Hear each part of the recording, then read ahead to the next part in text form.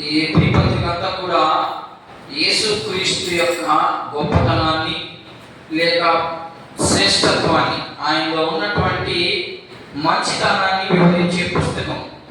కాబట్టి మనం ఎబ్రీ పత్రిక అంతటిని కూడా కంప్లీట్గా అయిన తర్వాత వెంటనే రోమ పత్రికకి వెళ్తాం. కాబట్టి మీరు జాగ్రత్తగా ఎబ్రీ పత్రిక అంతటిని కూడా మరలా ఒకసారి చదవాలని మనం. అయితే ఎబ్రీ పత్రికలో చాలా విషయాలు నేర్చుకున్నాం. మరి ఇంకొన్ని విషయాలు ఈరోజు 2వ అధ్యాయాన్ని పూర్తి చేయలేము, కానీ ఖచ్చితంగా రేపు వారం ఖచ్చితంగా పూర్తయిపోతుంది. 2వ అధ్యాయము ఎక్కడ దాకా మనం నేర్చుకున్నాం? 8 వచనాలు కంప్లీట్ చేసుకున్నాం. 8 వచనాల్లో చాలా విషయాలు నేర్చుకున్నాం. ఇకపోతే 9వ వచనం నుంచి 18వ వచనం అంటే చివరి వచనం వరకు ఒకే అంశం. ఇదంతా జాగ్రత్తగా వినండి. మెయిన్ 1వ అధ్యాయం 2వ అధ్యాయం నుంచి 3వ అధ్యాయము 7 లేదా 8 వచనాలకి ఒకే సబ్జెక్ట్ అంతా. ఏంటది అంటే యేసుక్రీస్తు ప్రభువు దేవదూతల కంటే గొప్పవాడు, ఎలా గొప్పవాడు, ఏ విషయంలో గొప్పవాడు అనే విషయాలు మనం తెలుసుకుంటూ ముందుకు వెళ్తా ఉన్నాం. అందులో ఒక విషయం, 2 విషయాలు మనం తెలుసుకున్నాం. ఇప్పుడు 3వ విషయాన్ని తెలుసుకోబోతున్నాం. ఏంటి ఆ 3వ విషయం అంటే యేసుక్రీస్తు ప్రభు యొక్క గొప్పతనాన్ని భక్తుడు వివరిస్తూ అక్కడ ఉన్నటువంటి ప్రజలు ఎలా గొప్పవాడు, ఆయన శ్రమలు పడ్డాడు కదా, శ్రమలు పడితే ఎలా గొప్పవాడు అవుతాడు అనే ప్రశ్నను వేస్తారని ముందుగానే గ్రంథకర్త తెలుసుకొని వాళ్ళకి యేసుక్రీస్తు ప్రభువు శ్రమ పడినంత మాత్రాన ఆయన గొప్పవాడు కాకుండా పోడు, ఆయన చాలా ఉన్నతమైనటువంటి వ్యక్తి అనే విషయాలు తెలియజేస్తూ ఆయన శ్రమ పడడానికి కొన్ని కారణాలు చూపిస్తూ ఉన్నాడు. ఇప్పుడు దానికి ఒక పేరు పెట్టడం జరిగింది. ఏంటి ఆ పేరు అంటే యేసుక్రీస్తు శ్రమ పడినంత మాత్రాన దేవదూతల కంటే తక్కువ వ్యక్తి కాదు. ఇది అంశం ఈరోజు. నేను అర్థమవుతుందా? యేసుక్రీస్తు ప్రభువు దేవదూతల కంటే తక్కువ కాదు.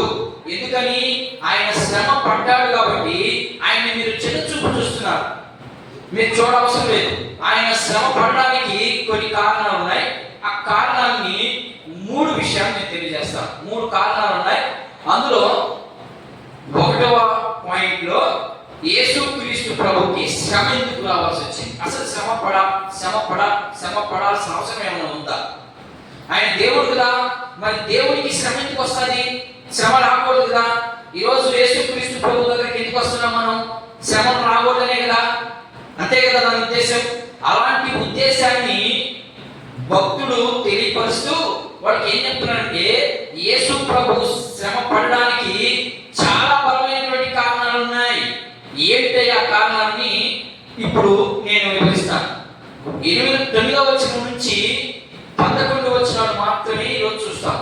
9వ వచనము, 10వ వచనము, 11వ వచనం అంతా చూడండి, ఒక భాగం మాత్రమే చూస్తాం. దాన్ని 11వ వచనాన్ని 2 భాగాలు చేసి దాంట్లో ఒక భాగం మాత్రమే చూస్తాం. ఇప్పుడు 2వ అధ్యాయము 9 నుంచి 11 వచనాలు ఏ భాగం వరకు చదవండి.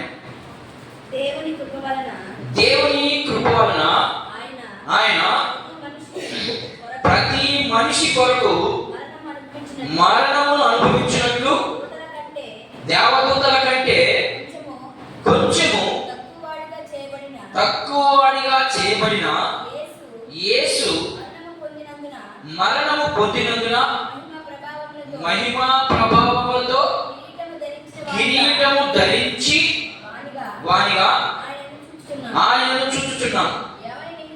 ఎవని నిమిత్తము సమస్తమును ఉన్నవో, ఎవని వలన సమస్తమును కలుగునో ఆయన అనేకులైన కుమారులను మహిమకు తెచ్చుచుండగా వారి రక్షణకర్త శ్రమల ద్వారా సంపూర్ణునిగా చేయుటకు ఆయనకు తగును. 11వ వచనం.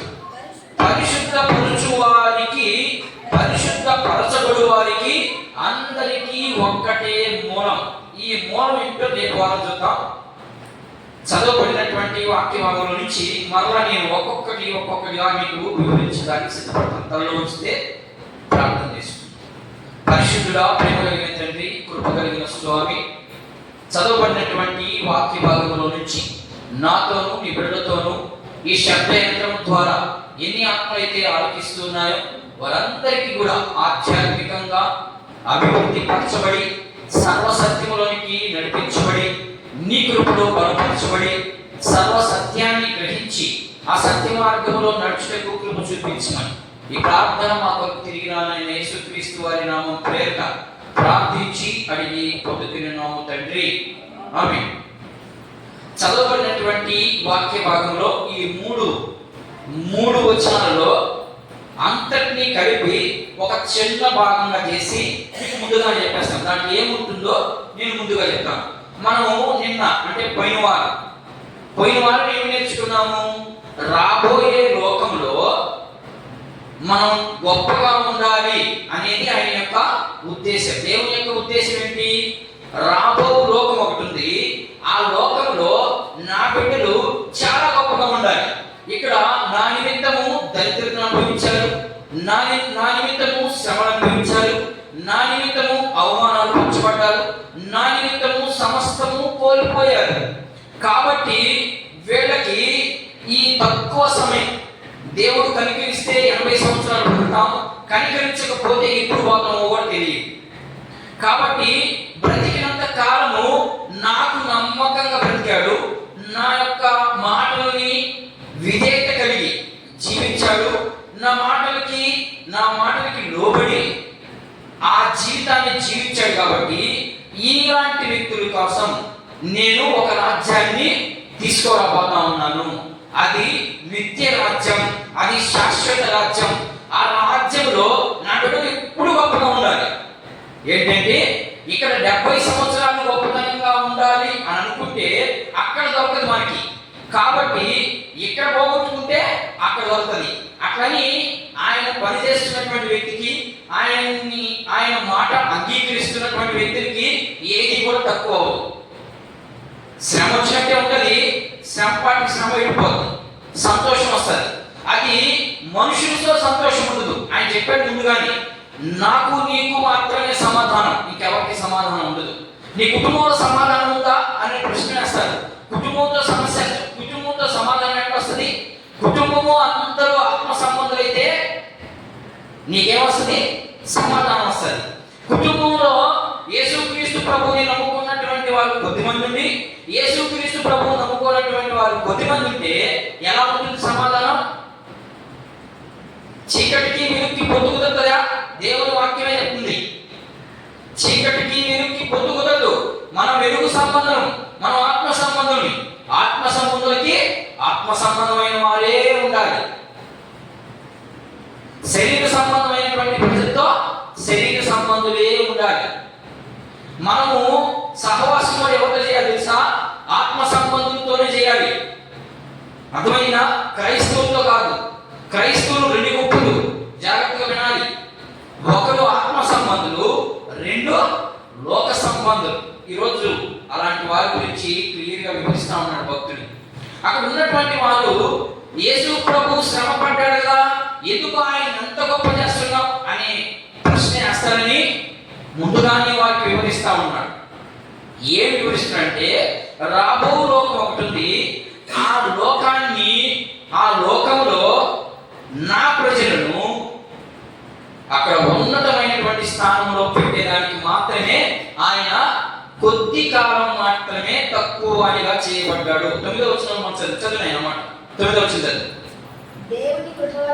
దేవుని ప్రేమ వలన ఆయన ప్రతి మనిషిని కొరకు, నీ ఒక్కరి కోసం కాదు, ఇక్కడ జాగ్రత్తగా వినాలి.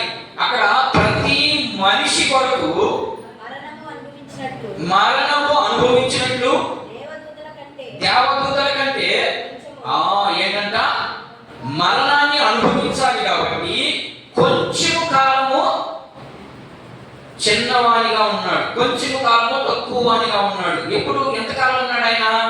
33.5 సంవత్సరం మాత్రమే కొంచెము తక్కువ వాడిగా ఉన్నాడు. ఆ తర్వాత మరణాన్ని జయించి తిరిగి లేపబడిన తర్వాత ఆయన మహిమను పొందుకున్నాడు. కాబట్టి ఇప్పుడు ఏమైపోయాడు? ఆయన గొప్ప వ్యక్తి అయిపోయాడు. కాబట్టి ఎందుకు అలా శ్రమను అనుభవించాల్సి వచ్చిందంటే, ఇక్కడ గ్రంథకర్త వాడికి తెలియాలని పాత నిబంధనలో ఉన్నటువంటి కొన్ని వచనాలను తీసుకొని, ఇదిగో సృష్టి ఆరంభం కాక మునిపే దేవునికి ఒక చిత్తం ఉంది. ఆ చిత్తం ఏంటి అంటే, తన కుమారుడైనటువంటి యేసుక్రీస్తు ప్రభువుని గొప్పగా ప్రకటించాలి ఈ లోకానికి, ఆయన యొక్క శ్రేష్టతను వివరించాలి. అది దేవుని యొక్క ఉద్దేశం, తండ్రి అయిన దేవుని యొక్క ఉద్దేశం. ఇప్పుడు ఆ ఉద్దేశాన్ని వాడికి తెలియపరచాలి అంటే, క్రొత్త నిబంధనలో ఉన్నటువంటి మాటలు తీసుకెళ్ళి చెప్తే వాడికి అర్థం చేసుకొని కొన్ని పాత నిబంధనలో ఉన్నటువంటి మాటలని వివరిస్తున్నాడు. నేను 2 వాక్యాలు చూపిస్తాను, టోటల్ చదువు. కీర్తన గ్రంథము 22వ అధ్యాయం చూడండి. పాత నిబంధనలో ఉన్నటువంటి వచనాలని తీసి వారికి వివరిస్తా ఉన్నాడు, చూపిస్తున్నాడు. ఏమని? ఇదిగో గొప్ప వ్యక్తి కాదని మీరు అనుకుంటున్నారా? లేదు, ముందుగానే చెప్పబడ్డది. ఏ నిమిత్తం ఆయన ఈ రీతిగా శ్రమ పడాలని, ఈ రీతిగా ఈ లోకానికి భూ సంబంధమైనటువంటి మనిషిగా రాకుండా పర సంబంధమైనటువంటి మనిషిగా రావాలని ముందుగానే చెప్పబడి ఉంది. కాబట్టి కొన్ని వచనాలు చూపిస్తా ఉన్నాడు.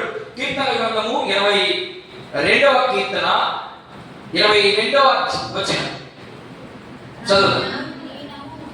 నీ నామము, ఇక్కడ ఏం మాట్లాడుతున్నంటే, నీ నామము నా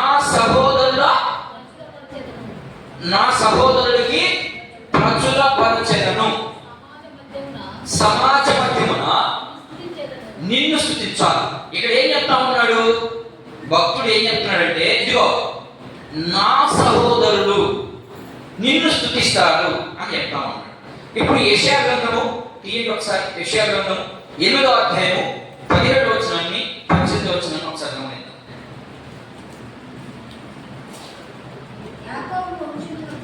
యాకోబు వంశమునకు తన ముఖమును మరుగు చేసి, ఇక్కడ జాగ్రత్తగా గమనిస్తున్నారమ్మా, చూడండి. మళ్ళా చదువు, పెట్టి చదువు. యాకోబు వంశం అంటే ఎవరు? యాకోబు వంశం అంటే ఇశ్రాయేలుకి దేవుని ముఖాన్ని మరుగు చేసినట.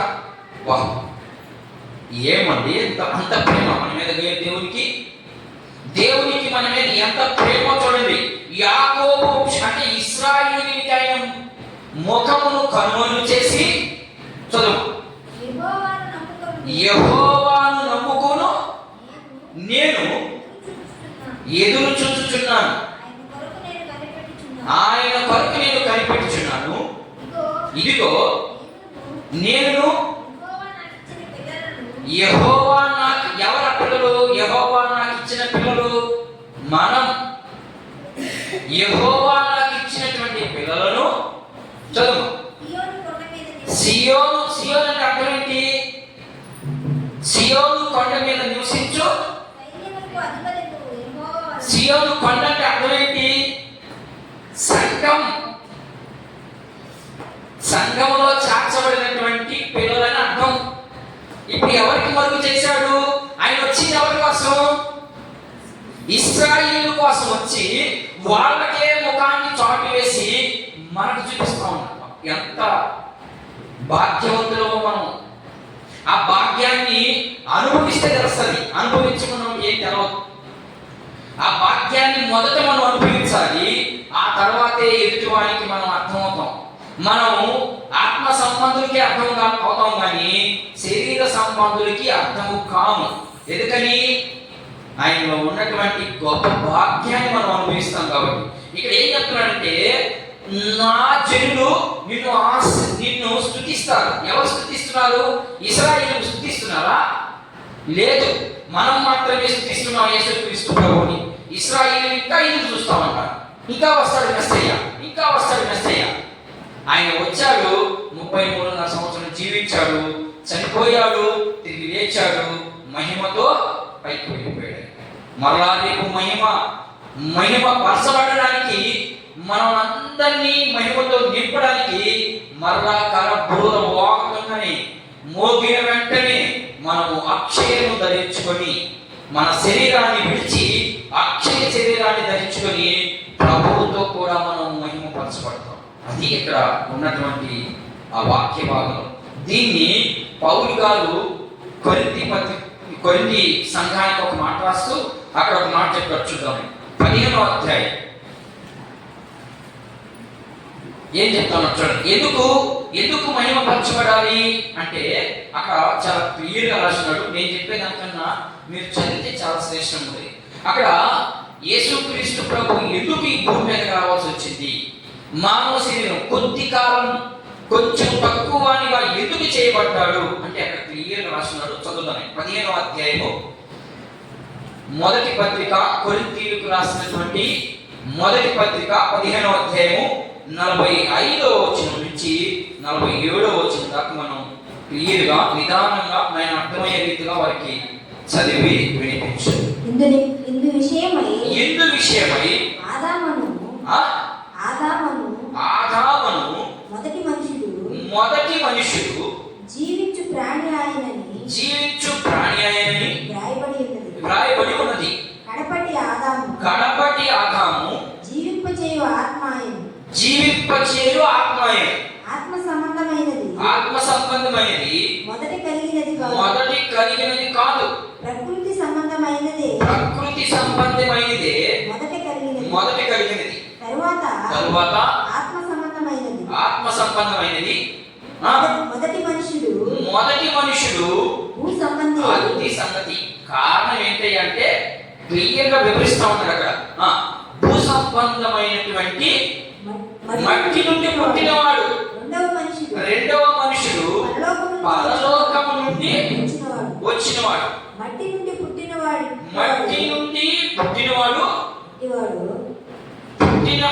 ఎక్కడ చదువుతున్నావు నాయన? మరి ఎక్కడ చదువుతున్నావు? 48 చదువు. మట్టి నుండి పుట్టినవాడు ఎవడో మట్టి నుండి పుట్టిన వారును అట్టివారే. చూడండి, చాలా విషయం అక్కడ చాలా లోతుగా మనం ఆలోచించాలి. పైన ఏం ఆలోచించకూడదు. అక్కడ ఏం చదువుతున్నాడంటే మనం ఒకసారి చదివా, నువ్వు నిదానంగా 46వ వచనం చదువు, 45 చదువునైనా నేను వివరిస్తాను. ఒక వచనం చదివాడు ఆకు. ఎందు విషయమై ఆదాము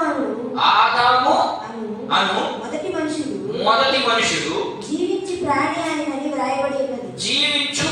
ఆయనని వ్రాయబడి ఉన్నది. ఇక్కడ ఏం జరుగుతా ఉందంటే మొదటిగా ఈ భూమి మీదకి పంపించినటువంటి వ్యక్తి ఆదాము. ఆయన ఎలా వచ్చాడు చదువు. కడపటి ఆదాము ఆయన వచ్చి ఏం తీసుకొచ్చాడు మనకి? ఆయన వచ్చాడు భూమి మీదకి, ఏం తీసుకొచ్చాడు? నేను ఇంకా వివరాలకు వెళ్ళలేదు. మీకు ముందుగా ఆ భాగంలో 11వ వచనంలో ఉన్నటువంటి వివరణని క్లుప్తంగా చెప్పేసి ఆ తర్వాత నేను త్వరగా పెడతాను. ఓకేనా? ఇక్కడ ఏం జరుగుతుంది? మొదటి ఆదాము ఎలా వచ్చాడు? భూ సంబంధమైనటువంటి మనిషిగా. మట్టిని దేవుడు ఏం చేశాడు? భూ సంబంధమైనటువంటి మట్టిని తీసుకుని దాన్ని పిసికి దాన్ని మనిషిగా తయారు చేసి పంపించాడు. ఇప్పుడు ఆ వ్యక్తి ఏమైపోయాడు? భూ సంబంధమైనటువంటి వ్యక్తిగానే మారిపోయాడు. నేను చెప్పేది అర్థమవుతుందా? ఎలా తయారు చేయబడ్డాడు? ఆయన మట్టి నుండి తయారు చేయబడ్డాడు. కాబట్టి ఇప్పుడు మట్టి కోసమే ప్రాకులాడుతున్నాడు. అది దాని అర్థం. మట్టి కోసం అంటే ఈ లోకం కోసం ప్రాకులాడుతున్నాడు. ప్రాకులాడి దేవుడి చిత్తాన్ని ఏం చేశాడు? నాశనం చేసేసాడు, తృణీకరించేశాడు, పోగొట్టుకున్నాడు. దేవుని స్వరూపాన్ని వదిలేశాడు. ఎప్పుడైతే దాన్ని వదిలేశాడో దేవుడు పంపించింది ఎందుకు? మనిషిని ఆదాము ఎందుకు పంపించాడు? నగడి లోకాన్ని యాలాలి అని పంపించాడు. కానీ ఇప్పుడు ఏమైపోయాడు? లోకం చేతిలో ఏమైపోయాడమ్మా? లోకం చేతిలో ఈయన మరపంపైపోయాడు.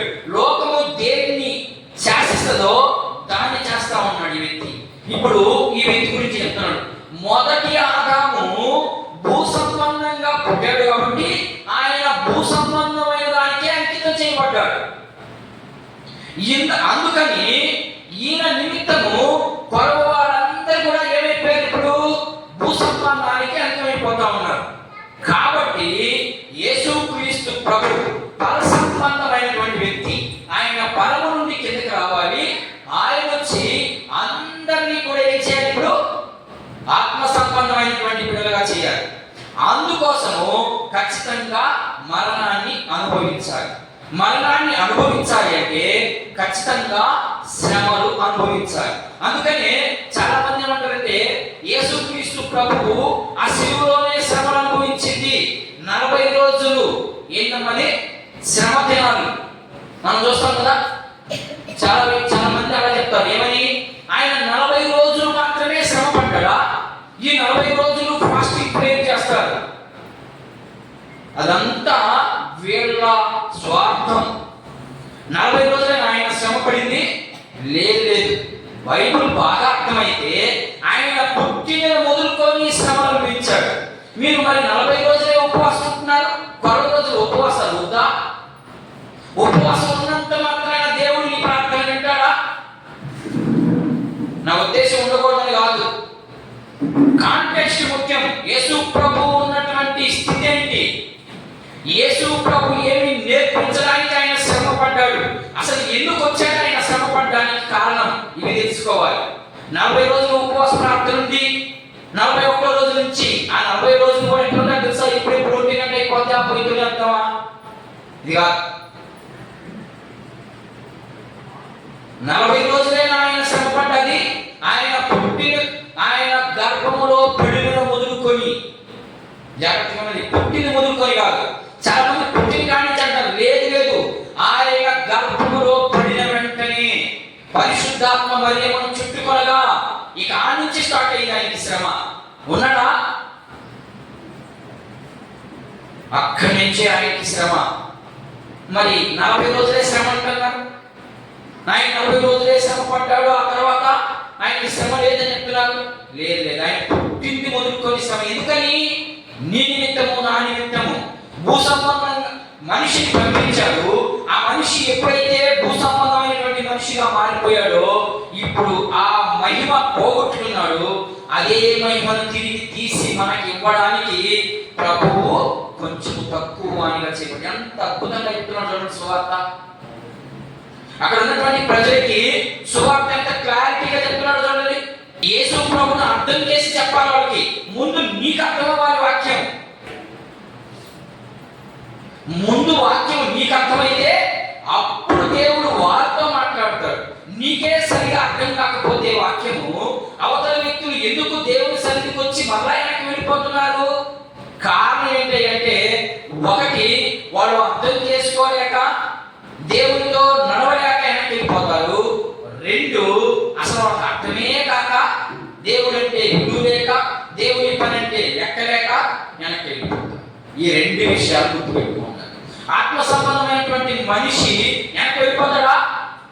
నిజంగా ప్రకృతి సంబంధమైనటువంటి మనిషి అయితే వెనక్కి వెళ్ళిపోతాడు. ఆత్మ సంబంధంగా పుట్టినటువంటి అంటే ఆదాము ద్వారా వచ్చినటువంటి స్వభావం నీలో ఉంటే ఖచ్చితంగా నువ్వు ఏదో ఒక రోజు పడిపోతావు. యేసుక్రీస్తు ప్రభు స్వభావం నీలో ఉంటే నువ్వు పడవు. అది దాని అర్థం. దాన్ని వివరిస్తా ఉన్నాడు. ఎందుకంటే ఆత్మ సంబంధమైనటువంటి మనిషి ఈ భూమి మీదకి వచ్చి మీరు మరలా ఆత్మ సంబంధమైనటువంటి మనుషులుగా తయారు చేయబడాలి. అలా తయారు చేయబడాలి అంటే ఖచ్చితంగా శ్రమ అనుభవించాలి. ఆ శ్రమలు మీరు ఎవరు అనుభవించలేకపోయారు. నాకంటే ముందు చాలా మందిని పంపించాను. ఎవరెవరు పంపించాడు? నాయకులను పంపించాడు, అధికారులను పంపించాడు, రాజులను పంపించాడు, ప్రవక్తలను పంపించాడు. ఎవరు కూడా చేయలేకపోయారు. కాబట్టి నా బిడ్డలు ఇలాగే నరకానికి వెళ్ళిపోతారేమో, ఇలాగే నిత్యము నరకములో అల్లాడతారేమో అని ప్రభువు ప్రేమించి ఆయన మహా ఉచితమైన కృప ద్వారా 11వ వచనం ఆయన ఎబ్రీ పత్రిక 11వ వచనం అక్కడ ఒక మాట రాయబడి చూడండి. లేక 9వ వచనం ఇంకా 9వ వచనం. దేవుని కృప వలన ఆయన ప్రతి మనుష్యుని కొరకు మరణము అనుభవించినట్లు దేవదూత కంటే కొంచెము తక్కువ అనిగా చేశాడు. కొంచెం అంటే దాని అర్థం ఏంటంటే వాళ్ళకంటే శక్తి లేదని కాదు. ఎందుకని? ఆయన నిత్యము ఉన్నటువంటి వ్యక్తి, ఆయన నిత్యత్వంలో ఉన్నటువంటి వ్యక్తి. ఆ నిత్యత్వంలో ఉన్నటువంటి బలము ఇప్పుడు లేదు దగ్గర. చెప్తున్నది అర్థమవుతుందా? కొంచెము తక్కువ వానిగా చేశాడు అంటే కారణం ఏంటంటే నిత్యత్వంలో ఈయన ఎలా ఉన్నాడు? బలం కలిగినటువంటి వ్యక్తిగా ఉన్నాడు. ఆ బలాన్ని ఇక్కడ పోల్చడానికి కుదరదు. ఎందుకని ఇక్కడ ఏం పెట్టుకొని వచ్చాడు? శరీరాన్ని ధరించుకొని వచ్చాడు. కాబట్టి అదే బలం ఇక్కడ చూపించకూడదు. చూపించగలడు ఆయన, కానీ చూపిస్తే దేవుడు అయిపోతాడు. కాబట్టి మనిషిని పోలికగా పుట్టి దాసుని స్వరూపము ధరించినటువంటి గొప్ప వ్యక్తి ఎవరైనా ఉన్నారు ఈ లోకంలో అంటే ఆయనే ప్రభువైన యేసుక్రీస్తు. మరి ఆయన్ని ఆరాధించాలనుకున్నటువంటి మనం ఆయన పోలికగానే ఉండాలి. కనీసం 1% అయినా ఉండాలి. ఉండగలుగుతున్నామా? ఉండలేకపోతున్నాం. కాబట్టి అక్కడ ఉన్నటువంటి మనుషులకి ఏం చెప్తున్నాడంటే చాలా వివరంగా చెప్తాను. చదువు మళ్ళీ ఒకసారి చదువు. కొరింథీ పత్రిక 15వ అధ్యాయం 45 నుంచి 47 వచనాలు ప్రకటన చదువు. ఇందు విషయమై ఆదామును మొదటి మనుషుడు జీవించు ప్రాణి అయిన వ్రాయబడి ఉంది. కడపటి ఆదాము జీవింపచేయు ఎవరు? కడపటి ఆదాము. కడపటి ఆదాము ఎవరు? మొదటి ఆదాము ఎవరు? మొదటి ఆదాము పాపము చేయబడినటువంటి ఆదాము. కడపటి ఆదాము యేసుక్రీస్తు ప్రభు పాపమును తీసివేయడానికి వచ్చినటువంటి ఆదాము. ఎందుకోసం వచ్చాడు ఆయన? ఏమిటి దేవుడు అర్థం కావట్లేదా? దేవుడు ప్రజలకు అర్థం కావట్లేదు పాపము. ఆయన అర్థం చేసుకునే ఆ కృప మీకు ఉండాలి. ఆ కృప కావాలంటే చాలా కష్టపడాలి. అప్పుడు అర్థమవుతాడు దేవుడు. చూడండి, మన కోసం ఆయన ఏమై వచ్చాడంట. చదువు మళ్ళీ ఒకసారి మళ్ళా కిందకెళ్ళి అట్లా కంటిన్యూషన్. కడపటి ఆదాము జీవింపచేయు నిత్యము జీవించడము అంటే బ్రతికి ఉండడము. ఇప్పుడు ఎట్లా ఉన్నాం మనము? రక్షించబడకమును ఎలా ఉన్నాం మనము? చచ్చిన స్థితిలో ఉన్నాం. ఎఫెసీ పత్రికలో ఉంది, కొలస్సీ పత్రికలో ఉంది. మీరు పాపముల చేత అపరాధముల చేత చచ్చిన వారై ఉండగా ఇప్పుడు జీవింప చేయుటకు వచ్చాడు ఒక ఆదాము. ఎవరు ఆదాము? యేసుక్రీస్తు ప్రభు అనే చివరి ఆదాము. ఎందుకు ఆయన చివరి ఆదాముగా రావాల్సి వచ్చిందో చూద్దాం. చదువు. ఆత్మ సంబంధమైనది మొదట కలిగినది కాదు. ప్రకృతి సంబంధమైనది మొదటి కలిగినది. తర్వాతనే ఆత్మ సంబంధమైనది. మొదటి మనుషుడు భూసంబంధి మట్టి నుండి పుట్టినవాడు. రెండవ మనుషుడు సంగతి ఏంటంట? పరలోకం నుంచి వచ్చాడు ఆయన. వచ్చి ఏం చేసి చెప్తున్నాయి? మట్టి నుండి పుట్టినవాడు ఎవడు? మట్టి నుండి పుట్టినవాడును అట్టివాడే. ఏంటంట? ఇప్పుడు ఏమర్థమైంది మీకు ఇక్కడ? నేను పదే చదువుతున్నాను దాన్ని. మట్టి నుండి పుట్టినవాడు ఎట్టివాడు. మట్టి నుండి పుట్టినవాడును అట్టివాడే. మట్టి నుండి పుట్టినవాడు అలాంటి వాడే. ఏంది ఈ రెండు మట్టిగా పడుతున్నాయి ఇక్కడ? ఏమ్మా? మట్టి నుండి పుట్టినవాడు ఎలాంటోడు? ఎవరంటాడు? మట్టి నుండి పుట్టింది ఎవరు? ఆదాము. మరి ఆదాము మట్టి నుండి పుట్టాడు కాబట్టి ఇప్పుడు అదే స్వభావం మనలో ఉందా? రక్షించబడకమునుపు మనలో ఏముంది? ఆదాము స్వభావం ఉంది. ఆదాము స్వభావం నుండి పుట్టినవాడు కూడా ఆదాము లాంటివాడే, అంటే పాపం చేసేవాడే. మీకు అర్థమవుతుందా? నేను ఇప్పుడు ఆదాము లాంటి వారు లేరా? యేసుక్రీస్తు ప్రభువుని నమ్ముకొని కూడా ఆదాము లాంటి వారు 170 మంది ఉన్నారు. ఆదాము స్వభావం ఏంటి? రక్షించబడిన తర్వాత కూడా, రక్షించబడకముందు మనం ఆదామే. ఏం దాంట్లేమి దొంగతనం ఏం లేదు. రక్షించబడకముందు మనము దొంగలమే. రక్షించబడిన తర్వాత కూడా దొంగలు ఉన్నారు. వాక్యానికి విరుద్ధమైనటువంటి పనులు చేసేవాళ్ళు ఉన్నారు. వాక్యాన్ని చదివేటువంటి వారే తప్పులు చేస్తా ఉన్నారు. వాక్యం ఏం చెప్తా ఉంది? మీరు రక్షించబడక మునుపు మీరు ఎన్నైనా చేయలేని పని లేదు. రక్షించబడిన తర్వాత చాలా జాగ్రత్తగా ఉండాలి. అక్కడ తప్పు చేయలేదు కాదు. 1, 2, 3 నిత్యము తప్పు చేసుకుంటా పోతే ఏముండదు? నీకు రక్షణ ఉండదు. రక్షణ లేని వ్యక్తికి ఏమైపోద్ది? రక్షణ లేదు ఆ వ్యక్తికి, యేసు ప్రభు ఏం చెప్పాడు? మీరు రక్షించబడిన తర్వాత మీ రక్షణను కొనసాగించుకుంటా ఉండాలి సత్యంత వరకు. నేను రక్షణ పొందేసుకున్నానులే అంటే కుదరదు. ఆ రక్షణని కాపాడుకుంటూ వెళ్ళాలి. ఎందుకని? మనం మనిషిగా, మనం భూసంబంధమైనటువంటి మనిషిగా పుట్టి ఆ స్వభావం మన నుంచి వెళ్ళిపోతుంది. ఆ స్వభావం మనలో నుంచి వెళ్ళిపోవాలంటే మనం ఎలా ఉండాలి? పర సంబంధమైనటువంటి మనిషిగా ఉండాలి. ఆత్మ సంబంధమైనటువంటి మనిషిగా మనం జీవించాలి. అప్పుడు మనలో ఉన్నటువంటి రక్షణ పోదు. ఆ రక్షణను కాపాడుకుంటున్నట్టే ఒక్కోసారి తొందరపాటులో, ఒక్కోసారి అవిధేయతలో, ఒక్కోసారి పరిస్థితులు అనుకూలించబడినప్పుడు తప్పు చేస్తాం. అన్ని తెలిసి కూడా మనం తప్పు చేస్తా ఉన్నాము అంటే మనకు రక్షణలో కొనసాగాలి. రక్షణ పొందుకున్నావు, రక్షణ క్రియ ద్వారా వస్తుందా? రక్షణ క్రియ ద్వారా వస్తుందా? రాదు. దేవుని కృప వలన మాత్రమే రక్షణ. దేవుడు ప్రేమించాడు కాబట్టే రక్షణ. లేకపోతే రక్షణ లేదు మనకి. క్రియల వల్ల ఏమొస్తుంది? రక్షణ వస్తుందా? రాదు. దేవుని కృప వలన మాత్రమే రక్షణ వస్తుంది. ఆ రక్షణను నువ్వు కొనసాగించాలి అంటే నువ్వు దేవుని ఆత్మ సంబంధమై ఉండాలి. దేవుని యొక్క మాటకి విధేయత కలిగి ఉండాలి. అప్పుడు నీకు రక్షణ కోల్పోదు, లేకపోతే కోల్పోద్ది. ఇంకా చదువు, రక్త మాంసములు. చదువు మాట ఒకసారి. సహోదరులారా, నేను చెప్పేది ఏమనగా రక్త మాంసములు దేవుని రాజ్యమును స్వతంత్రించుకోలేరు. ఎవరిలో రక్త మాంసాలు ఎవరికి ఉంటాయి? మనుషులకు ఉంటాయి. అదే పరిసంబంధమైనటువంటి మనిషికి ఉంటాయా? ఇప్పుడు అక్కడ ఉన్నటువంటి వారు ఏం కోరుతున్నారు యేసు ప్రభు నుంచి? యేసు ప్రభువు ఎందుకు శ్రమ పడతాడు? దేవుని సంబంధం చెప్తున్నావు కదా నువ్వు, దేవుడే అని చెప్తున్నావు కదా, మరి ఆయన ఎందుకు శ్రమ అనిపించాలి? ఆయన రక్త మాంసంలో పాలువారే కదా, ఆయనకి రక్తము మాంసము మరి అన్ని ఉన్నాయి కదా, మరి ఆయన శ్రమ పడుతున్నాడే. దేవదూతలకు అలాంటి స్వభావం లేదే, దేవదూత శ్రమ పడడం లేదే అనే ప్రశ్నలు వేయడం జరిగింది. అందుకని ఏం చెప్తున్నారంటే రక్త మాంసములు పరలోక రాజ్యానికి ఏమవ్వడమా? అవి స్వతంత్రించుకోను. ఏం స్వతంత్రించుకుంటాయి? ఇంకా చదువు. చదవండి. ఇదిగో మా సహోదరుల నా క్షయతను అక్షయతను ఇదిగో మీకొక మరణం చెప్పుచున్నా. అబ్బా ఏంటా మరణం? చూద్దాం.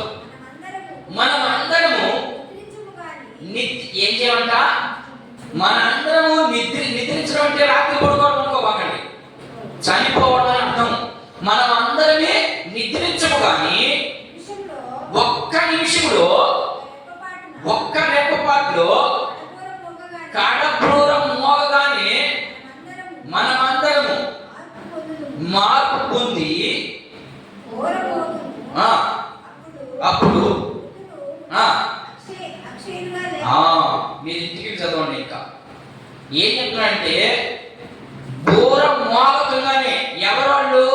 నా ఇక్కడ రెండు విషయాలు ఉన్నాయి. మళ్ళా ఇక్కడ రెండు విషయాలు ఉన్నాయి, కానీ నా సబ్జెక్ట్ ఇది కాదు కాబట్టి, కానీ సందర్భం వచ్చింది కాబట్టి చెప్పాలి తప్పదు. ఇక్కడ యేసుక్రీస్తు ప్రభువుని వచ్చి నమ్ముకొని రక్షణలో కొనసాగకుండా ఉన్నవారు లేపబడరు.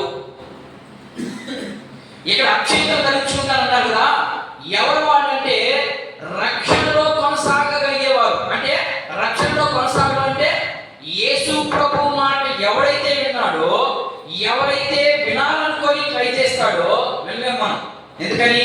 మనం కూడా రక్త మాంసములు మనలో ఉన్నాయి, మనలో కోరికలు ఉన్నాయి, మనలో ప్రతిదీ ఉన్నాయి. ఆదాము ఏ రీతిగా అయితే తొందరపాటు పడ్డాడో ఆ రీతిగా మనం కూడా తొందరపాటు పడగలం. కానీ ఎప్పుడైతే మనము జీవించే ఆత్మను పొందుకున్నామో అప్పుడు మనం తొందరపాటు చేయం దేనికి కూడా. ఎవరైతే రక్షించబడతారో వారు మాత్రమే అక్షయతను ధరించుకొని ప్రభుతో కూడా పెళ్లి విందుకి ప్రయాణం కడతాం. ఆ పెళ్లి విందులో మనం అందరం ఉండాలి అంటే ఖచ్చితంగా ఏం చేయాలి? ఫల సంబంధమైనటువంటి మనిషిగా జీవించాలి. అది దాని ఉద్దేశం. ఇది బాగా చేసే దీన్ని 3 భాగాలు, 3 విషయాలు చెప్తాం. మొదటి భాగం, ఆయనకు శ్రమలు ఎందుకు రావాలి, ఆయనకు ఎందుకు రావాలి శ్రమ అనే ప్రశ్న మీద ఇక్కడ 2 విషయాలు అర్థం చేసుకోవాలి. ఏంటంటే ఆయనకి ఎందుకు రావాలి శ్రమ, యేసుక్రీస్తు ప్రభు ఎందుకు శ్రమ పడాలి అని అంటే, ఎప్పుడైతే ఆదాము చేసినటువంటి ఆ పాపము ప్రతి మనిషికి ఆపాదించబడింది, ఇప్పుడు ఆపాదించబడినటువంటి పాపాన్ని తీసివేయాలంటే ఆయన ఏం చేయాలి? ఖచ్చితంగా శ్రమను అనుభవించాలి. ఆయన ఎప్పుడైతే శ్రమను అనుభవిస్తాడో అప్పుడు ప్రతి మనిషి మీద ఉన్నటువంటి పాపము ఏమవుతుంది? ఇప్పుడు ప్రతి మనిషి మీద ఉన్నటువంటి పాపము ఏమవుతుంది? ఇప్పుడు పరిశుద్ధపరచబడతాయి. అందుకు యేసుక్రీస్తు ప్రభు శ్రమ అవసరమైంది. ఇది మొదటి కారణం. రెండవ కారణం చెప్తున్నాను. ఏంటమ్మా? మొదట యేసుక్రీస్తు ప్రభు ఎందుకు శ్రమ పడాల్సి వచ్చింది అయ్యా అంటే కారణం ఏంటి?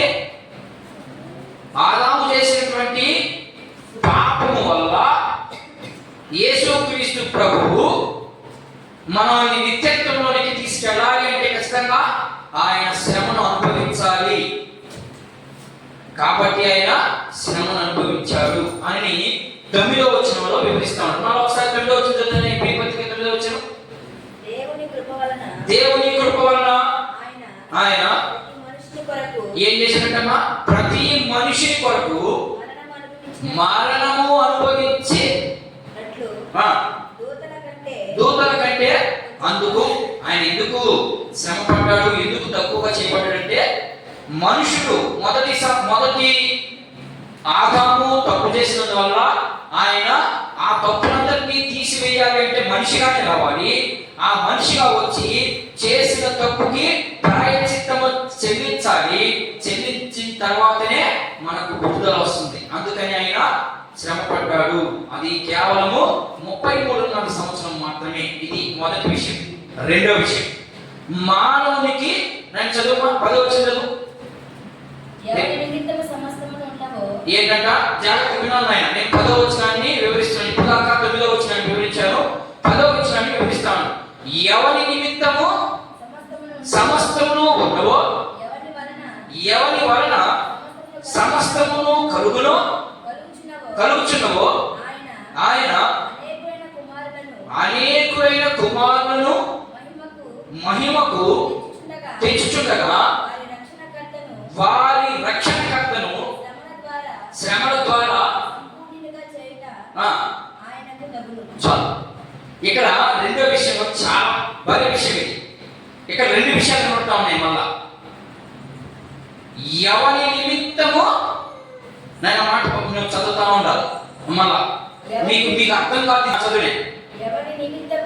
ఎవరి నిమిత్తము సమస్తమును ఉన్నవో, ఎవరి వలన చాలు. ఇక్కడ ఈ సమస్తము మనుషుడి ఆడాలని, అది దేవుడి చిత్తం. మనుషుడి స్వాధీనంలో ఉండాలి ఇవన్నీ. కానీ ఇప్పుడు ఏమైపోయాడు? చదువునే వెంటనే చదువు. ఎవరి వలన సమస్తమును కలుగుచున్నవో ఏం చేశాడు ఆ వ్యక్తి? వాటిని స్వాధీనంలో పెట్టుకున్నాడా? లేదే, స్వాధీనంలో పెట్టుకోలేదు. ఎన్ని విధుల ఇందాక చెప్పుకున్నాం కదా, భూ సంబంధమైనటువంటి వ్యక్తిగా వచ్చాడు. ఆయన భూ సంబంధమైనటువంటి వ్యక్తిగా వచ్చి ఆశ, కోరిక వీటికి లోబడిపోయి ఉన్నటువంటి అధికారాన్ని కోల్పోయాడు. ఒక్క మాట చెప్పాలంటే దేవుడు ఇచ్చినటువంటి అధికారాన్ని మనిషి కోల్పోయాడు.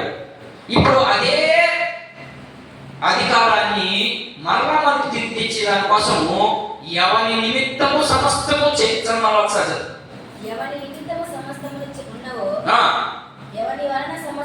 కలుగునో ఆయనే అనేకులైన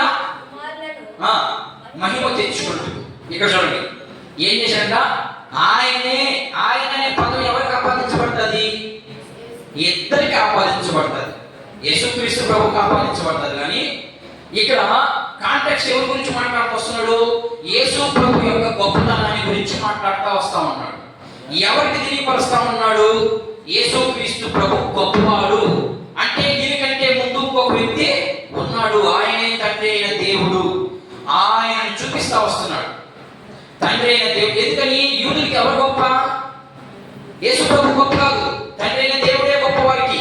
అందుకని ఆయనతో సమపోలికగా తీసుకొస్తా ఉన్నాడు. ఇదిగో మీరు సిలువ వేసి చంపినటువంటి వ్యక్తి సామాన్యుడు అనుకుంటున్నారేమో, కాదు కాదు కాదు, మీకు అర్థమయ్యేదానికి చూపిస్తా వస్తున్నాడు. వాళ్ళకి ఆ క్వాంటిటీని చూపిస్తా వస్తున్నాడు. ఇదిగో ఎవరి వలన సమస్తము చేయబడినో, ఎవరి నిమిత్తం చేయబడ్డాయి? ఎవరి నిమిత్తం చేయబడ్డాయమ్మా? కుమారుని నిమిత్తం. ఇప్పుడు యేసు ప్రభు ఏమయ్యాడు? ఆయన యేసు ప్రభు దేవుడుగా ఉన్నాడా, కుమారుడుగా ఉన్నాడా? కుమారుడుగా వచ్చాడంటే ఇప్పుడు ఆయన నిమిత్తం చేయబడ్డాయని దాని అర్థం. అర్థమైందా?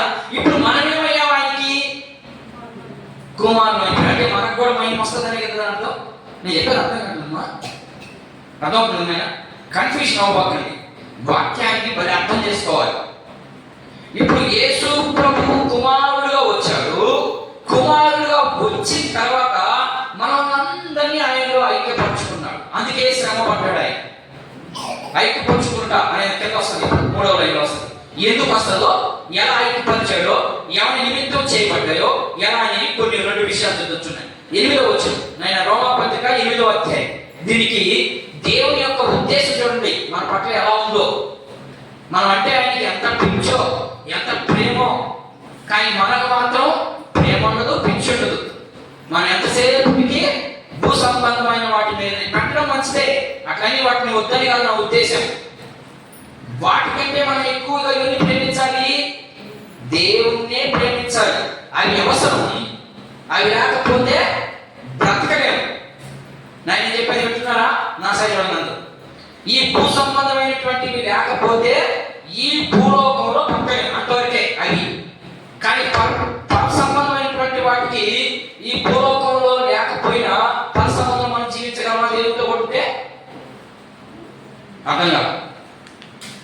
ఈ భూ సంబంధమైనటువంటి విషయాలు, ఈ భూమి సంబంధమైనటువంటి డబ్బు, ఆస్తి, హోదా అన్ని మనకు ఉండాలి. ఇవి ఉన్నంత మాత్రాన దేవుడి దగ్గర ఉండగలమా? ధనవంతుడు రాజా చూశాడు కదా, ఉదాహరణకి ఇచ్చాడు కదా, ఉండలేడు. ఒకవేళ దేవునితో అంటుకట్టబడితే ఖచ్చితంగా నువ్వు ఉండగలవు, దేవునితో అంటుకట్టబడకపోతే ఉండలేదు. దానికనే రోమపత్రికలో పౌలు గారు అద్భుతంగా చెప్తున్నాడు. 8వ అధ్యాయం 2 వచనాలు చదవదు, 10వ వచనాన్ని వివరిస్తా ఉన్నాను నేను ఇక్కడ. చూడండి, 8వ అధ్యాయము 28 నుంచి 30 వచనాలు చదవండి. ఏంటంట? ఇక్కడ జాగ్రత్తగా వినండి. దేవుని ప్రేమించు వారికి అనగా ఆయన సంకల్పము చొప్పున. ఇప్పుడు ఎవరిని వచ్చారు? ఆగలేక పిలువబడిన వారు. ఎవరు మా పిలువబడిన వారు? ఉన్నారు కదా, ఎఫెసీ పత్రికలో ఉంది. పిలువబడిన వారు అనేకులు, ఏర్పరచబడిన వారు కొద్దిమంది. ఎవరిలో? ఎఫెసీ పత్రిక విన్నప్పుడు చెప్తాను. ఏర్పాటు చాలా ప్రాముఖ్యం. ఎలా ఏర్పాటు చేస్తాడు? క్రియలో ఉన్నా, ఏమా నువ్వు ఇచ్చే కానుకలు అన్నా, నువ్వు ఇచ్చే దశభాగాలు అన్నా, నువ్వు ఇచ్చే లేకపోతే చర్చి కట్టించడం వలన కాదు కాదు కాదు కాదు. నీ హృదయ అంతరంగా ఎరిగినటువంటి దేవుడు ఆయన. అప్పుడు నీ హృదయంలో దేని నిమిత్తం తపన పడుతూ ఉంది. అర్థమవుతున్న భాష? నాతో ఉన్నారా? బయట ఉన్నారు, నాతో కూడా ఉండండి. ఈ మొదటి పునరుద్ధరణ దినంలో ప్రభుత్వంతో ఆయన ఏం చేస్తారంట? నేను పైరూపాన్ని చూసేవాడు కాదు. నేను నిన్నే చెప్పాను, నేను ఆదివారం చెప్పాను, పైరూపాన్ని చూడడు ఆయన. ఏం చూస్తాడు? లోపల చూస్తాడు ఆయన. లోపల ఎవరి నిమిత్తం ఉన్నాడు? ఎవరి నిమిత్తం జీవిస్తా ఉన్నాడు? నా నిమిత్తం ఉందా? ఈడుగా ఉన్నాడు, వాడిని నేను ఏర్పాటు చేసుకుంటాను. ఏర్పాటు సాధన పక్కన ఇప్పుడు పిలిచాడు అందరినీ. ఎవరిని పిలిచినో కంటిన్యూషన్, ఎవరినైతే పిలిచినో ఎవరు ఇక్కడ నేను చెప్పాను, ఎవరినైతే పిలిచాడో వారికి మేలు కలుగుటకై సమస్తమును సమకూరు జరిగిస్తా ఉన్నాడు. జరిగిస్తున్నాడమ్మా మీకు? నేను అక్కడ భాష అర్థమవుతుందా? భాష అర్థమవుతుంది, అర్థం కాదు. అసలు నువ్వు చెప్పేదే నాకు అర్థం కావట్లేదు అంటారా? అంతే కదా. ఎవరినైతే పిలిచాడు, పిలిచిన ఎవరిని? నిన్ను నన్ను పిలిచాడు కదా, ఏర్పాటు చేసుకున్నాడు, పిలిచాడు.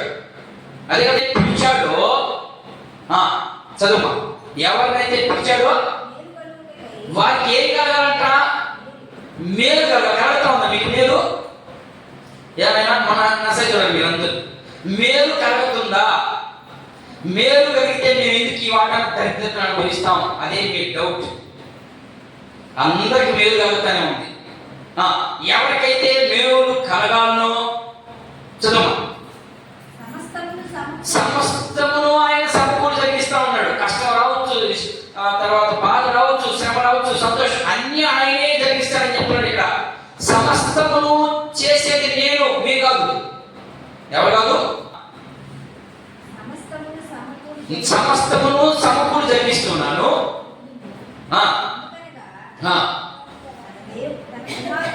నేను బాగా గట్టిగా మైక్ తీసుకో, నాకేం పట్టడం లేదు. నా చివరి గట్టిగా. ఎందుకనగా తన కుమారుడు ఎవరైనా. ఎందుకనగా ఎందుకు సమస్తము సమకూరు జరిగిస్తా ఉన్నాడు అంటే కారణం చూపిస్తున్నాడు. ఎందుకనగా తన కుమారుడు అనేక మంది సహోదరులు. ఎవరన్నారు అక్కడ? అనేక మంది సహోదరులు. ఎప్పుడయ్యారు ఆయనకి? ఏమ్మా? తన కుమారుడు అన్నాడు, వెంటనే అనేక మంది సహోదరులు అన్నారు. సహోదరులు అంటే ఎవరికి సహోదరులు అని అక్కడ అర్థము? యేసు ప్రభువుకు సహోదరులు అయిపోయాం. యేసు ప్రభువుకు మనం ఏమైపోయినాం? సహోదరులు. సహోదరులు అంటే అన్న, తమ్ముడు, అక్క, చెల్లి. ఇది సహోదరత్వం అంటే. ఓకేనా? మనం సహోదరులు అయిపోయాం. మరి మనకి దేవుడు ఎవరు ఇప్పుడు? ఎందుకనగా తన కుమారుడు అనేక సహోదరులలో జ్యేష్ఠుడు. జ్యేష్ఠుడు అంటే అమ్మా రెండో వాడు. ఇప్పుడు మొదటి వాడు ఎవడు? తన కుమారుడు జ్యేష్ఠుడగునట్లు అన్నాడు ఇక్కడ. అంతేనా? ఎవరు అంటున్నారు ఈ మాట? తండ్రి అయిన దేవుడు అంటున్నాడు. ఇప్పుడు మొదటి వాడు ఎవడు? ఇప్పుడు యేసుక్రీస్తు ప్రభువు రెండో వాడైతే మొదటి వాడు ఎవడు? ఆదాము. అద్ది మొదటివాడు ఆదాము. ఆదాము చేసిన అవిధేయత వల్ల ఇప్పుడు రెండో వాడు రావాల్సి వచ్చింది. మొదటోడు మన భాషలో వస్తున్నాం. మొదటోడికి పెట్టాను ఇచ్చాడు. పెట్టాను ఇస్తాడు. ఏం చేశాడు? ఇల్లు గోరంతా చేసేసుకున్నాడు. ఇప్పుడు ఎవరికి పోతున్నాడు? ఖచ్చితంగా తండ్రి ఎవరికి ఇస్తాడు? మా రెండవ కొడుకు ఇస్తాడు. వాడు ఎట్లా చేస్తాడు? పెట్టాను చూస్తామని. అట్లాగే ఇప్పుడు రెండో వాడిని పంపించాడు. మొదటి వాడికి పెట్టాను ఇస్తే అంతా నాశనం చేశాడు. ఇప్పుడు రెండో వాడిని పంపిస్తున్నాడు. ఇప్పుడు ఇప్పుడు ఎపిలి పత్రిక 2వ అధ్యాయము 9వ వచనం 10వ వచనం కానీ ఒక మాత్రం రోమా పత్రికలో ఉండండి. ఎవరి నిమిత్తము సమస్తమును ఉన్నవో, ఎవరి వలన సమస్తమును కలుగుచున్న తండ్రి అయిన దేవునికి ఒక సంకల్పం ఉంది. ఆ సంకల్పము ఎప్పుడుంది? జగత్తునాది వేయబడక మునిపే, అంటే ఈ భూమిని ఆకాశమును సృష్టించబడక మునిపే మనం అందరినీ యేసు ప్రభువుతో ఐక్యపరుచుకోవాలని, తండ్రి అయిన దేవునితో సమానంగా చేసుకోవాలని ఆయన ఉద్దేశం. ఆ ఉద్దేశం నిమిత్తం మొదటి కుమారుని పంపించాడు భూమి మీదకి. పాడు చేసి పారేశాడు. ఇప్పుడు ఏం చేశాడు ఆయన? రెండవ కుమారుని పంపించాడు. ఈయన కూడా ఎక్కడ పాడైపోతా ఉండవాడని ఆ రక్షణకర్త. చదవండి అమ్మ, చదవండి అన్న, చదువుకుంటే ఆయన మహిమకు తెచ్చుచుండగా అతడు యేసు ప్రభువు అవుతాడు. ఆయన ఇప్పుడు సమస్తము సమకూడు జరిగించుకుంటా వస్తున్నాడని చెప్పి చదివారు. ఎవరు జరిగించుకుంటా వస్తున్నారు? పంపించాను. వాడు ఏం చేశాడు? పక్కకు పోయాడు. అంటే నా మాట వినకుండా క్రాస్ అయిపోయాడు. క్రాస్ అయిపోయాడు కాబట్టి ఇప్పుడు రక్షణకర్త అంటే యేసు ప్రభువుని పంపించి, యేసు ప్రభు ఈనాటి ఎవరున్నారు? అది అక్కడ మాట్లాడుతున్నాడు. అక్కడ లేదే పిచ్చోళ్ళారా, యేసు ప్రభువుని శరీర స్వభావంగా చూస్తున్నారు. కాదు, ఆయనే గొప్ప వ్యక్తి. ఆయన ఎందుకు గొప్ప వ్యక్తిగా చేస్తున్నాడంటే రక్షణకర్తే ఆయన పంపించాడు. ఎవరి కోసం? మనందరి కోసం. చూడండి ఎంత ఉన్నతమైన ఆస్తి. ఆయనకి లేనటువంటి అనుభవం, ఆయనకి లేనటువంటి ఏమైనా ఉందా? ఎంత ఉన్న వ్యక్తి మరి నీ కోసం నా కోసం తగ్గించుకొని దేవుని సన్నిధికి వచ్చి దేవుని మాటకి కట్టుబడి ఆదాము తొందరపడ్డాడు, కట్టుబాటుని పోగొట్టుకున్నాడు. ఎప్పుడైతే రెండవ కుమారుడు ఎవరైనా యేసుక్రీస్తు ప్రభు ద్వారా మనల్ని పెళ్లి చేసుకున్నాడు, ఐక్యపరుచుకున్నాడు. ఎలా ఐక్యపరుచుకున్నాడంటే శిలువలో ఐక్యపరుచుకున్నాడు. దాన్ని కూడా నేను చెప్పి గోతలో ముగిస్తాను. ఇప్పుడు చదువునే రోమపత్రిక 8వ అధ్యాయం చదువునే, కరెక్ట్ చదివి ఆ మాట నేను ముగిస్తాను తొందరగా. ఇప్పుడు చెప్తే అర్థం కాదని మీకు నిదానంగా చెప్తా ఉన్నాను నేను. ఎందుకనగా తన కుమారుడు అనేక సహోదరులలో జ్యేష్ఠుడంటే రెండవ కుమారుడు అన్నట్లు దేవుడు ఎవరిని ముందు ఎరిగెనో వారు తన కుమారునితో స్వారూప్యము గలవారుటకును ఏంటంట, నువ్వు అంత తేలిగ్గా దేవుని సన్నిధిలోకి. నేను ఇందాక చెప్పాను, ఎవరిని పిలిచెనో అనే పదానికి ఎంత చూపించాల్సి వచ్చింది మీకు. ఎవరినైతే పిలిచాడో వాడికి ఏమైంది దేవుని ప్రేమ? ముందుగానే, అంటే నీవు నీ తల్లి గర్భంలో దావినంటాడు, నా తల్లి గర్భంలో నేను రూపింపబడక మునిపే నా సమస్తము ఎరిగినటువంటి దేవుడా అని ఆయన స్తుతిస్తాడు. నిన్ను పిలిచాడు అంటే నీ మీద ఎంత ప్రణాళిక ఉంది. నువ్వు పుట్టక తలికే, ఈ సృష్టి ఆరంభము కాక తలికే నిన్ను ఆల్రెడీ ఎరిగేశాడు దేవుడు. ఎరిగేసే నిన్ను ఈ భూమి మీద పంపించి, మరి బాబు నా పరిచయంగా నా చిత్తాన్ని నెరవేర్చగా ఈ భూమి మీద నీ పరలోక ప్రార్థన అద్భుతంగా చేస్తాం. పరలోక ప్రార్థనలో ఉన్నటువంటి ఆ స్వభావంలో ఉందా? కొంచెం ఉందా? మారు నష్టంలో క్షమించిన ప్రకారము క్షమిస్తున్నారా? అసలు క్షమాపణ అనే గుణం ఉందా మనకి? లేదు. మనం మాత్రం ఆయన ప్రకారమే. ఇంకా చదువునే, ఇది చదివి నేను ముగిస్తా. 11 రోజులు రేపు చదువుతాం. చదువుమా, కంటిన్యూషన్ 30 దాకా చదవాలి. మరియు ఎవరిని ముందుగా నిర్ణయించాను. అబ్బా చూడటమ్మా, దేవుడు ప్రేమ చూడటమ్మా. ఎవరిని ముందుగా నిర్ణయిస్తే కదా నువ్వు కూర్చున్నావు. ఈరోజు నీకు నిర్ణయం లేని చాలా మంది ఉన్నారు ఈ లోకంలో.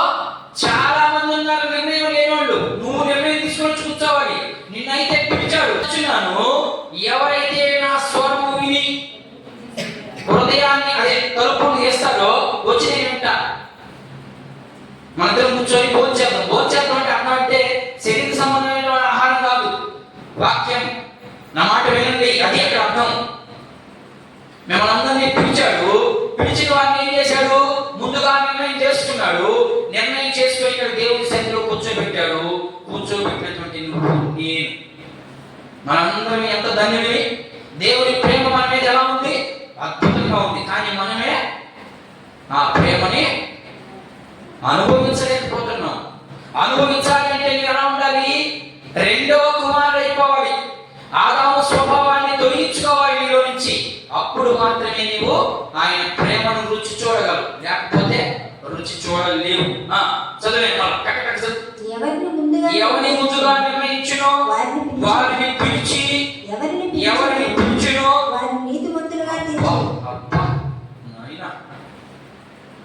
మీరందరూ నీతిమంతుల లిస్టులో ఉన్నారు. ఇప్పుడు ఎవరినైతే పిలిచాడో వాడిని ఏం చేశాడంట? నీతిమంతులుగా తీర్చిదిద్దాడంట. ముందా మనం నీతిమంతులుగా ఉన్నావా? మనమే పరీక్ష చేసుకోవాలి. ఎవరినైతే పిలిచాడో పిలిచిన ప్రతి ఒక్కరిని ఆయన స్వార్థ పొందు కాదు, మీతో పొందు నాతో పొందాలా.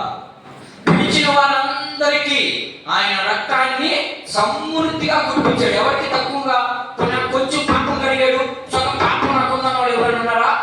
లేదు. మీరు విమోచించబడ్డారు. ఎలా? క్రీస్తు రక్తము ద్వారా. క్రీస్తు రక్తము ద్వారా మీరు ఏమైపోయారు? పరిశుద్ధులుగా మార్చబడ్డారు, నీతిమంతులుగా మార్చబడ్డారు. నీతిమంతులుగా మార్చబడిన మనం నీతిమంతులుగా ఉన్నామా? నీతిమంతుడికి కొన్ని క్వాలిటీస్ ఉంటాయి. ఉన్నాయా? ఆ క్వాలిటీస్ మనలో ఉండగలిగితే మనం మహిమ పరచబడతామే. లేకపోతే ఆ మహిమ మనల్ని తగలబెట్టేస్తారు. ఈ భూమి మీద తగలబెట్టేస్తాము. ఇంకా చదువు. ఎవరిని నీతిమంతులుగా ఎవరిని నీతిమంతుగా తీర్చెను, తీర్చెను వారిని మహిమపరచెను. అది సంగతి. ఎప్పుడా చేస్తాడంట? ఎవరినైతే నీతిమంతులుగా తీర్చాడో, ఎవరైతే నీతిమంతులుగా ఉంటారో వాళ్ళందరికీ ఏమొస్తాడ? మహిమ వస్తాడ. మహిమ వస్తుందా? ఒకవేళ రాత్రికి చచ్చిపోతే, ఒకవేళ ఇప్పుడే చచ్చిపోతే వస్తుందా మనకి మహిమ? గుండెలుగా చేసుకుని చెప్పండి ఒకసారి. చెప్పలేదు. ఎందుకని? మన భక్తే మనల్ని ధైర్యం పుట్టించదు. అందుకని యాకోబు అంటాడు, నీ భక్తి నిన్ను ధైర్యం పుట్టిస్తుంది. నువ్వు చేసే భక్తి నీకు ధైర్యం పుట్టిస్తుంది. ఉందా?